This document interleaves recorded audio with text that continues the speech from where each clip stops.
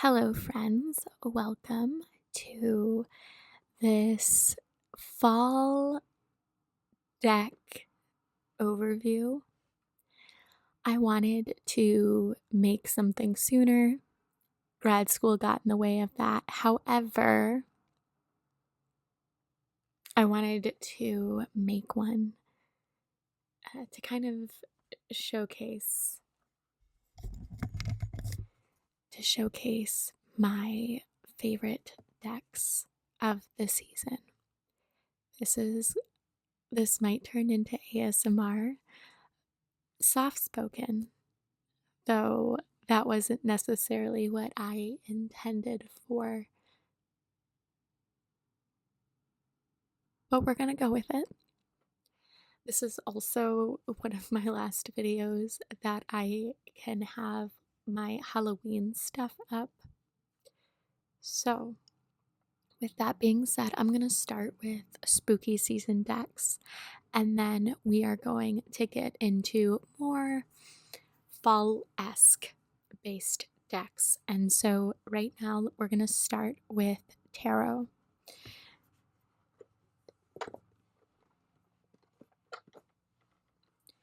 What I will say is these are not the only Halloween decks out there. In fact, I would argue to say that there might be ones that kind of call to you more. I really have had my eye on the Trick or Treat Tarot, and I believe it's like the Halloween Oracle. And in addition to that, the Samhain Oracle. So those are decks that have been on my radar. And unfortunately, because I don't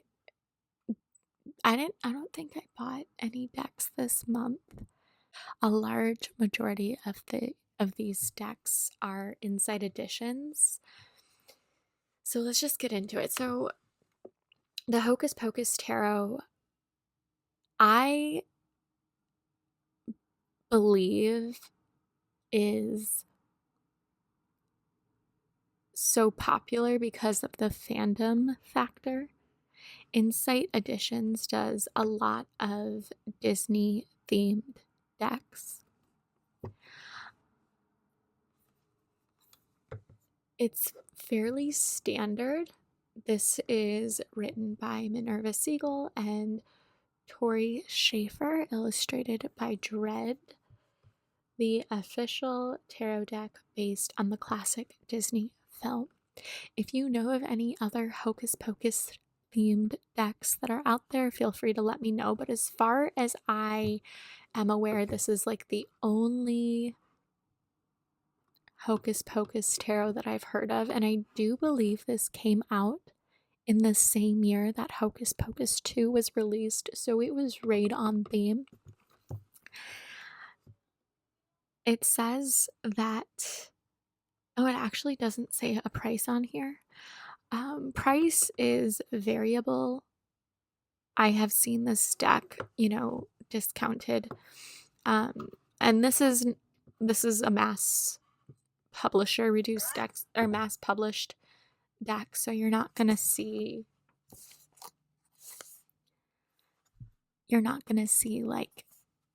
pay an exorbitant amount for this deck, and I think that's why Inside Editions decks are fairly accessible.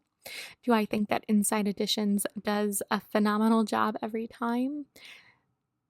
It's not guaranteed. I do think at times they do rush. I also know that they have, sorry that this video is all over the place. I know that they do have, a Ghostbusters tarot. They have a Stranger Things tarot. They have, I know the Beetlejuice tarot is coming out October 29th. I think that's kind of strange because Beetlejuice 2 came out September 6th, and then the Beetlejuice tarot is coming out October 29th, and that is just shy of 2 days before Halloween. So I don't know for those who purchase it. I personally just have just watched Beetlejuice. I know I remember watching it as a child, but I didn't pick up on nearly as many things as I did watching it this time around as a 28-year-old. I don't think that I'm gonna buy it this round, and I will show you this for this reason. Now, if you are someone who doesn't necessarily like pip decks in the minor arcana, this deck probably isn't for you. The one thing that I will say, I'm sure that they've fixed it in newer editions of this deck. They did make a mistake and in the suits, and this isn't the first time that they've made mistakes in the guidebook print. So, for example, the original printing had potions listed as wands and candles listed as cups when it should have been flip-flop. So they did come out with a clarification on that. This book has full color images, and I have segregated. There is sections of this book dedicated to tarot readings and how to care for your deck, how to prepare for a reading, and then we have 3 spreads included in this book. I do think that if you are going to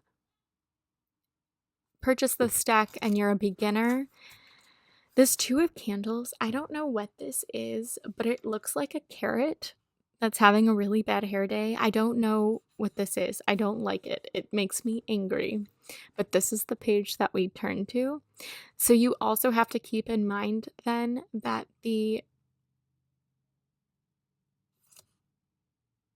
no, it's actually not. They got the meaning right. They just got the name wrong. So, I mean, it gives sort of an adequate description. It's not bare bones relative in terms of just listing keywords. I'm not going to show you the whole deck, but I'll show you some. I know that this deck has been around, and so there are probably a majillion flip-throughs of this deck. What I will say at the bottom is the black flame candle, which I thought was a nice touch at the bottom of this cardboard insert. And this, I believe, is a court card within the deck. I don't remember which, so I'm not going to say. But yeah, so we have the star represented by Emily. I don't know, for those of you who live in Michigan, I went to Tilson Street in Romeo this year with my partner and my sister, and they had a whole Hocus Pocus themed deck, or not deck, decorations. And if you don't know what Tilson Street, you can look it up. It's become sort of like a national phenomenon. And what was I gonna say? The other favorite that they also had a Beetlejuice one, but they had a tea party with Disney characters as like skeletons, and it was giving so much. And that was probably one of my favorites. That and the Hocus Pocus. Hocus Pocus probably goes first for me. We have, so this is the Queen of Fire. Queen of Wands. This is the mother. I can't remember what her name is, but she was dressed as Madonna. So again, like the 3 of Potions is not necessarily, I don't mind this, but it's very minimal, I suppose. And I understand, for example, like this, the 8 of Swords. I understand, they're conveying Halloween, but there was so much material that you could have pulled from. And I get disappointed with fandom decks like these because it is so limited. even like the major arcana, I give like 100% to. I really, really think they did a wonderful job. Oh, the Knight of Candles, so the Knight of Cups, or the Knight of Wands, excuse me. Queen of Cups is the English teacher. We have the Three of Pumpkins. I understand the theme of, the themes prevalent within the traditional Three of Pentacles, and so I think that definitely helps.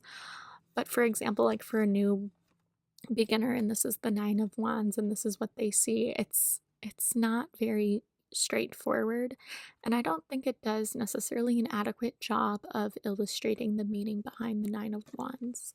This is fine. This is the Eight of Potions, like the Eight of Cups, wanting to kind of do too much to kind of prove that the emotional investment is there, and that might necessarily be your best move, but at least like this one has, I think they could have done a better job with this, but I'll take it because it's a character as opposed to something like this. So for that reason, I guess I'm annoyed. I feel annoyed.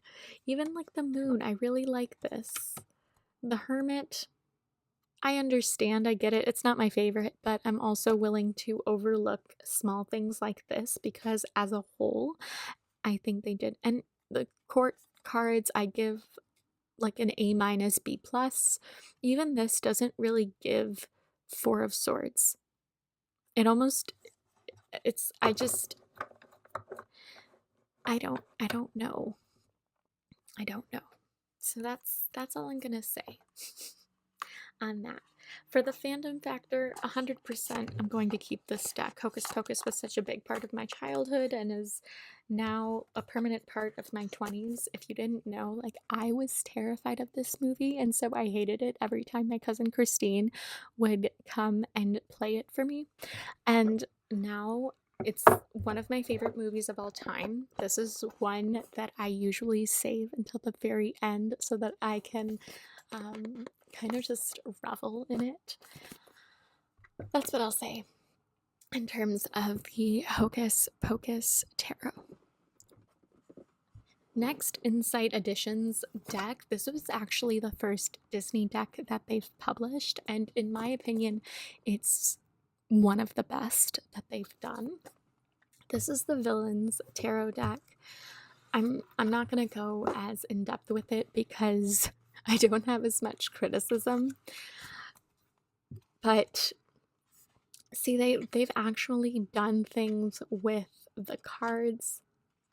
Not all, like this is pretty standard Rider-Waite here. Even the Four of Swords, like peace with power kind of thing. I can do things with these. Like I can, you can relate it to characters, and I think that kind of builds familiarity when you can associate the traditional meaning of the card with a very familiar character in pop culture, specifically in the Disney world, you know? So we have the Emperor. I know this is from Jungle Book, and for some reason I cannot think of it. I really liked the real life Jungle Book, so like the remake, I really liked it. We have the Sun from Moana, the spindle with the wheel. See, like I really think they did a wonderful job with these cards, and all of them are matte, which is a favorite of mine. But do you see the difference in the quality of these? I can't. It doesn't compare.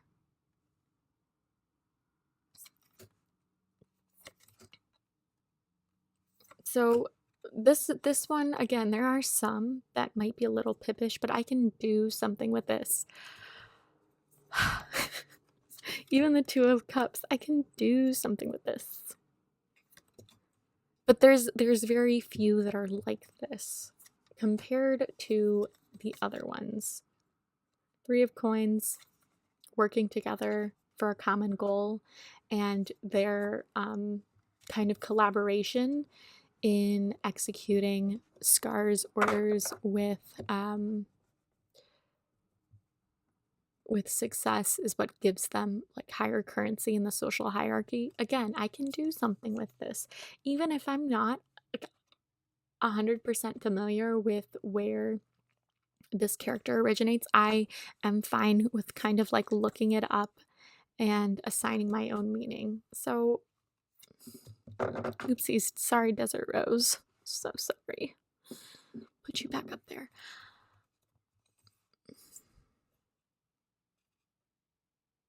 I just.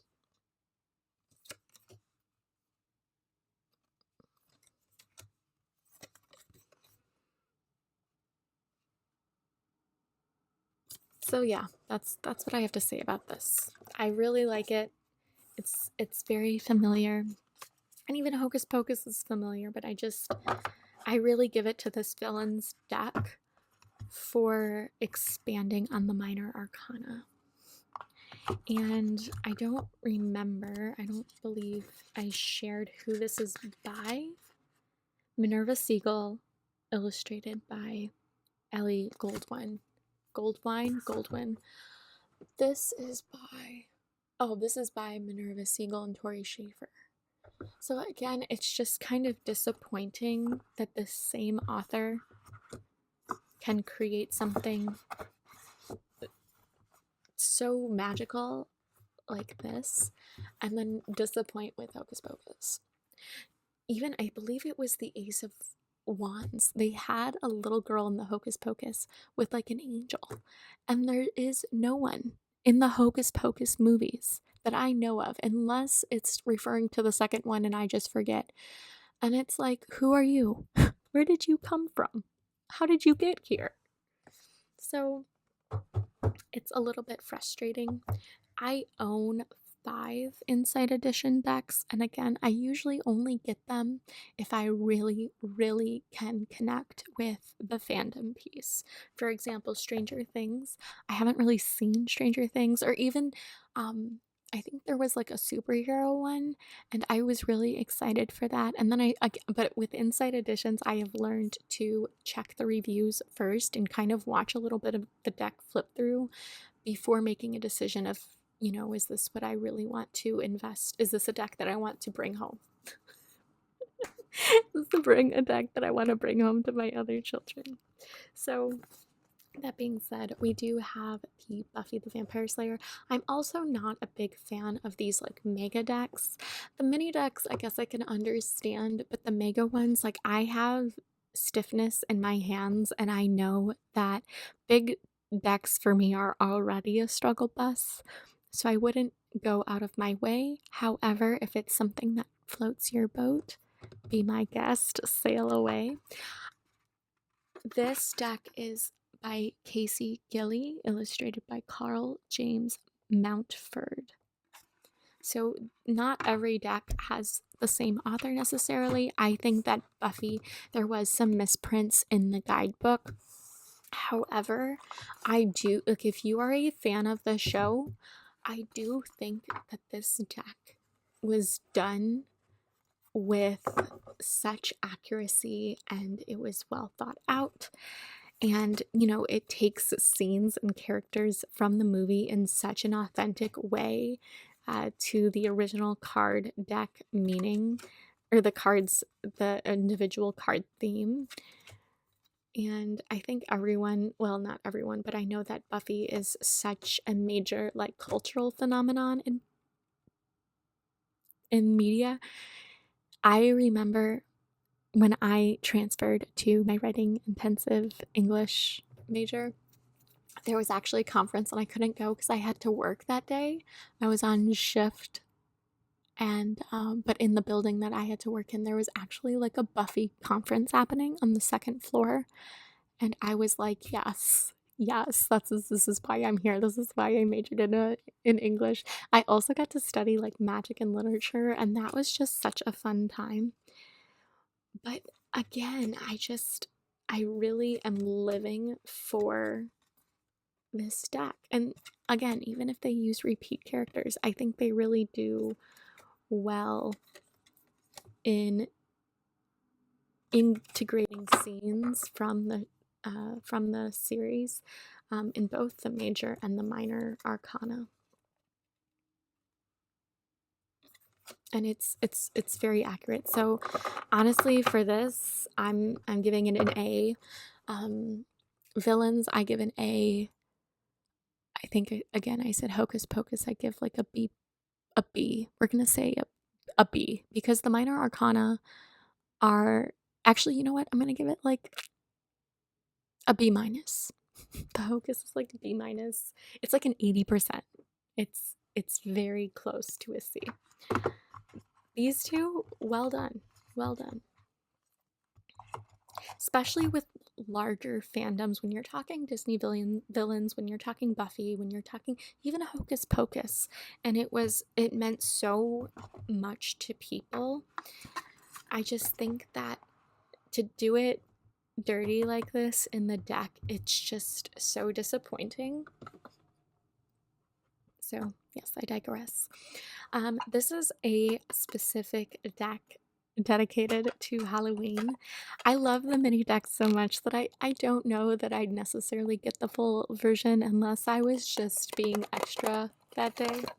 But this is the Halloween Tarot in a tin, and this is by Kipling West. I believe this deck was published in 2008. 2008. I think this deck is so cute for the Halloween season. I have to reset my camera because it is going to cut out. Okay, so this is published by US Game Systems Incorporated. They're another big player in the tarot publishing industry.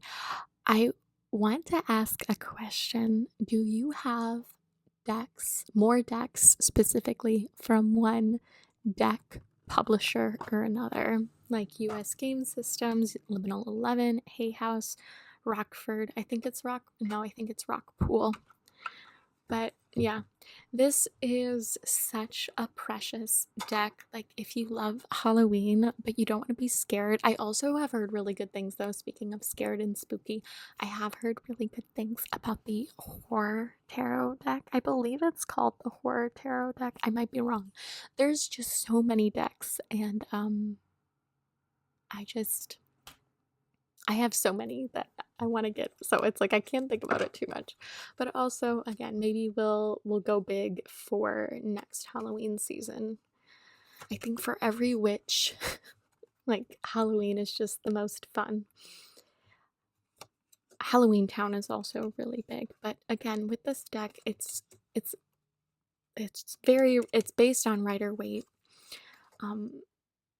But it's done in such, like, it's just adorable. I don't know, it's so cutesy. Like, I love the imagery in this deck.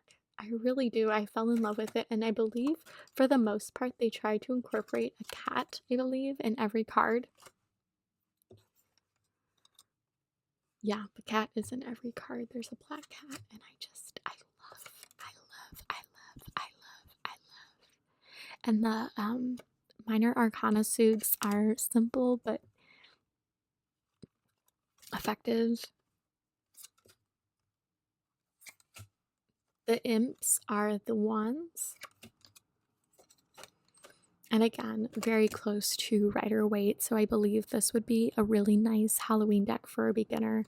Whether you decide to get the mini or the full size, you just want to have fun. The bats are swords. I love the death card in here. I don't know that we'll see it, but even the devil is just, it's such a creative approach on a classic rendition. Even the tower, it's like the haunted house. I really, really... Oh, here's the death card. Perfect. Okay. I'm not going to go through all of them. Pumpkins. This is the magician. The hanged man. Ghosts are cups. And I believe... Wait. Bats are swords.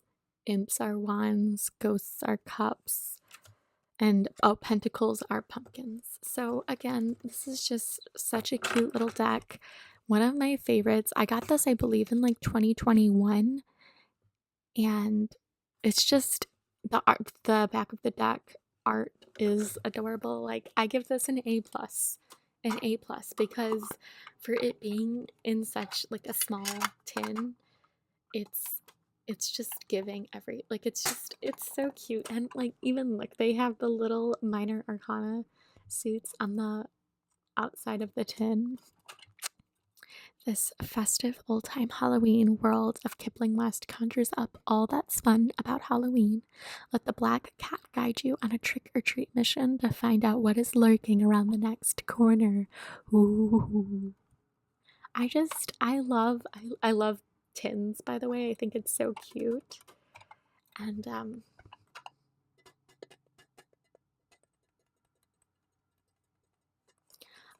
I really, really like it. Okay. I believe we are coming to an end in terms of the Halloween-ish decks.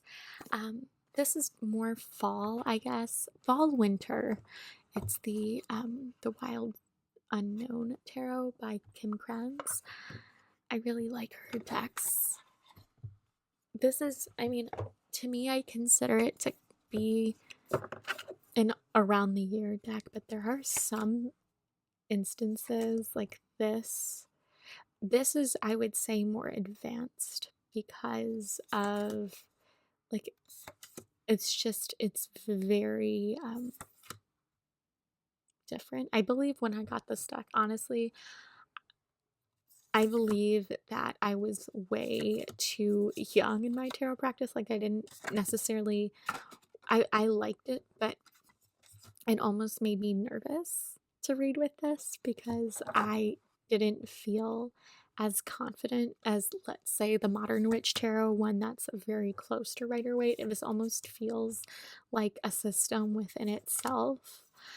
There are animals, so if you do connect to an animal-based deck, I really like the nuance in meaning, like, these snake scales in the background kind of represent a shedding of who we think we are, who we have to be to embrace a more authentic version of ourselves, when we ask what we truly want from this world and from our relationships. I do like this fox with the Seven of Swords. I love the Eight of Cups and like the brokenness in this image. The Nine of Cups is such a hopeful sentiment in contrast to the Eight of Cups. We have the Ace of Swords, the Hermit. The Wheel of Fortune, the Eight of Pentacles. There's one more that I want, like, even the Death card is giving me spooky. We have the Hanged Man as the bats, the swords with the owl. This one specifically, this one is the Nine of Swords. I just think or Ten of Swords. It's just very gruesome, but like very powerful messages. So again, I think this is more of an advanced deck unless you are really committed to learning. I know that for some people, I think that whatever deck resonates the most with you, that's the deck that I think, you're called to. Let's just do some oracle cards. I think I only have one, maybe two, and then I have kind of like an alternative deck. It's very different. So in terms of this oracle, this is a like specific shadow work deck. I will say when I got it, I thought I was going to use it a lot more, and I did use it within that year, especially like in the first 3 to 6 months that I purchased this. This is from Ricardo Minetti. This is from the Los Scarabeo publishing, and what I do like about this is that they have different languages in terms of interpretations, so that's accessible for you. I do like this deck. I want to use this deck more. I think it's only, is it 44 cards? Well, this is based in Torino, Italy, which I kind of really like, but I don't think it says. I think it's 44. Is there a guidebook somewhere? Yep, right here.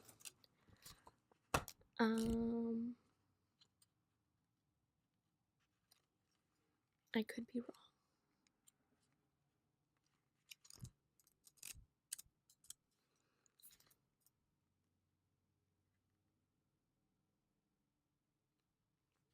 No, there's only 32, so it's a very small deck. But I do think there are powerful messages in here. And I do believe like it's on the darker side in terms of imagery, but I think that sometimes you kind of need that. But it's just an interesting shadow deck that I had to share it. Yeah. So, and if you want like a full flip through of any of these, I'd be so happy to do so. Maybe I'll include this in a deeper exploration in like a shadow work deck collection.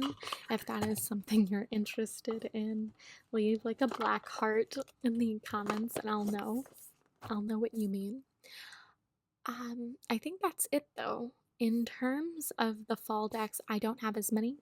There is one that I wanted to showcase that I would perhaps classify as an alternative, and this is the Conjure Cards by Jake Richards. And essentially, this is a playing cards deck. I think that I'm going to hold off on my fall decks and save them for a different video just so that this video, like the length of this, isn't so long. So this is Secrets of the Old Time Mountain Prophets. What deck will you be dealt? I'm just gonna like show you or kind of read you the origins. This was first published in 2021, so it's relatively recent.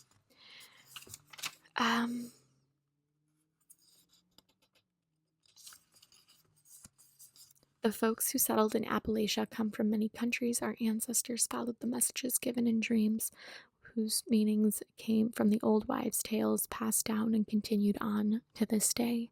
Dream meanings were also picked up from lucky dream books sold in drugstores and markets across the country, and their sources came from various tales and places. Give me a second. Okay.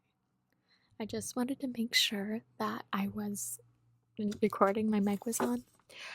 Many believed and still do that dreams hold messages from God, angels, or deceased loved ones. We look for messages in the cryptic scenes that flash before our resting eyes.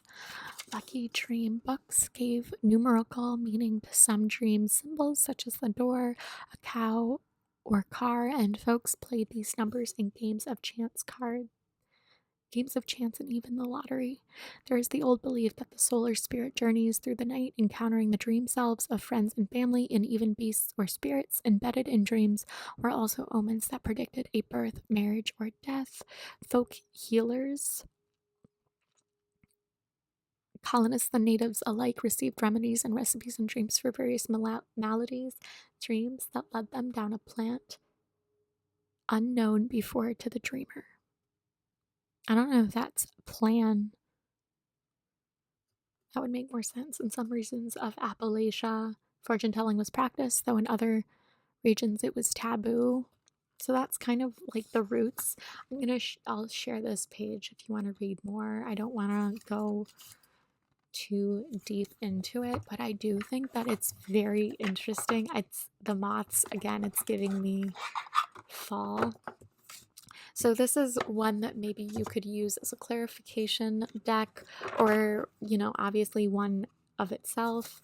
But I do like this kind of like beige color scheme. It's a matte finish.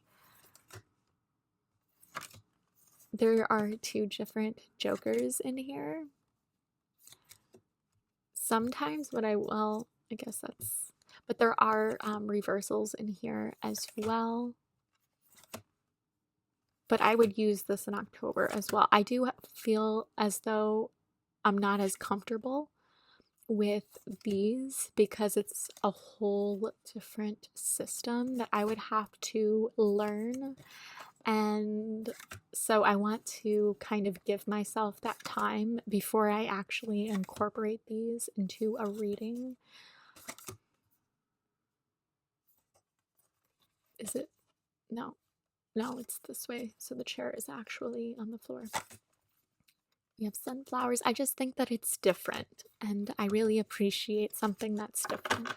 But again, I'm not super comfortable, but if like that's a divination system that you want to kind of get into, I do know that this isn't the only like divination traditional card deck available. So if you have one that you really like, let me know because I'm open to trying this system. And if you also don't want to purchase a specific deck as such, you can use a traditional deck of cards and find interpretations related to tarot meanings on Pinterest. So that's really easy. Okay, so with that being said, thank you so much for tuning in to this video. I enjoyed making it. I enjoyed connecting with you all. List your favorite fall oracle or tarot decks down below, and I will check them out. I really am curious. I will see you in a reading soon. Doodles, doodles, doodles.